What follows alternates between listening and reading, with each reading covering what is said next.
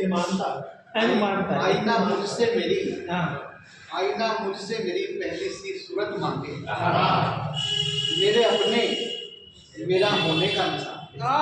नमन भारत भारत को जब हम तो आप हमारे तो लगता है कि विकसित भारत अब नहीं है, विकसित भारत पहले था, ऐसा प्रतीत होता है। हाँ और ऐसे ऐसे लोग थे जो पूरे भारत से लड़ जाते थे एक सच्ची बात अपनी बात रखने के लिए। उदाहरण के तौर पर बाबा साहब से भी पहले, ज्योतिबा फुले साहब से भी पहले आनंदीबाई गोपाल जोशी भारत की सबसे पहली महिला डॉक्टर बनी। ये उस समय की बात है जिस समय भारत के अंदर औरत को केवल और केवल एक सामान से ज्यादा, पैरों की जूती से ज्यादा कुछ नहीं माना जा सकता था। उस समय उनके पति गोपाल साहब ने उनको एक डॉक्टर बनाया, और वो भी MBBS MD डॉक्टर, अमेरिका में जाके पढ़ाया। बहुत सुंदर विवरण। तो उस समय थे भारत में ऐसे जुझारू लोग, ज्योतिबा फुले साहब जैसे महान पुरुष ऐसे उस समय थे जिन्होंने भारत को एक आईना दिखाया, एक दर्शन दिया। बहुत ऐसे लोग हुए हैं, वो सब में ही हुए हैं, वो सब में हुए हैं। समाज कभी गलत नहीं हो सकता, समाज में रहने वाला व्यक्ति गलत हो सकता। जब हम माता रमाबाई के विषय में बात करते हैं तो शुरुआत केवल माता रमाबाई से नहीं होती है। शुरुआत वहां से होती है एक ऐसा बालक जिसकी माता का देहांत हो चुका हो, परिनिर्वाण हो चुका हो, एक अनाथ बालक जो बचपन में ही उसने अपनी माता को खो दिया हो, जो अनाथ हो चुका हो, वो कैसा उसका व्यक्तित्व रहेगा। पिता को भी खोया,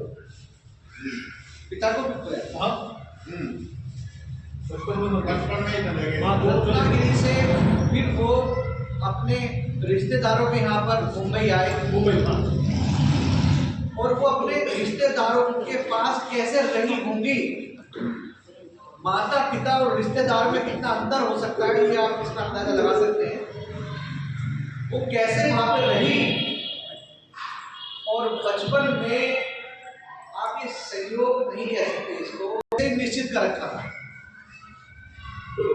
जब माता रमाबाई बाबा साहब के लिए, ना उसके माँ बाप और बाबा साहब का पिता जो एक पढ़े लिखे पूरे भारत में एक ऐसे बेटे का पिता जो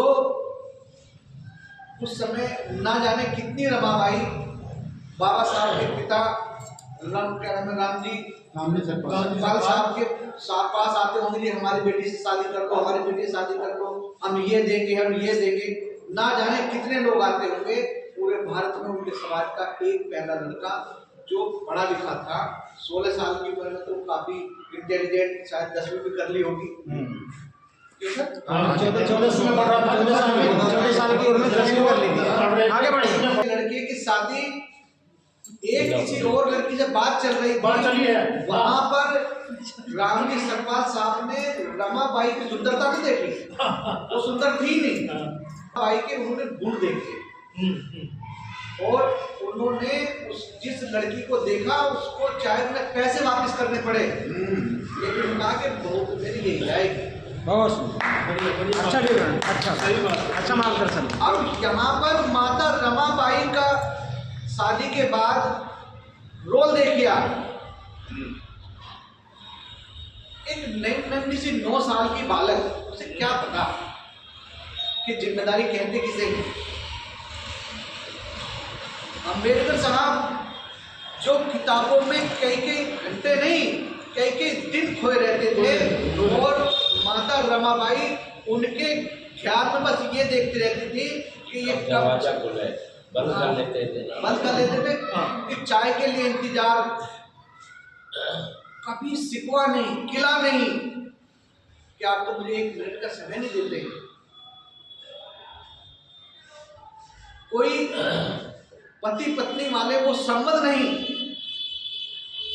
जो आम होते हैं, लेकिन कभी माता रमाबाई ने बाबा साहब को उनकी पढ़ाई में अड़चन नहीं आने दी। नहीं आने, कोई बात नहीं। यहाँ तक भूखे रहने के बाद, घर के अंदर आटा गेहूं होने के बाद, वो कई दिन उपवास रखकर उसको भी बेचकर बाबा साहब को पता ना चलते हुए भी उनकी किताब और उनको उसमें वहां रहते हुए भी, अमेरिका की बात नहीं कर रहा हूँ अभी, रहते हुए की बात कर रहा हूँ, माता रमाबाई वहां भी उनके हर चीज में उनका साथ देती थी। और बाबा साहब ये मानते थे, दिल से मानते थे कि यदि उनकी शादी माता रमाबाई से ना होती तो वो भारत का मुस्तकबिल ना बनते। बहुत उत्तम।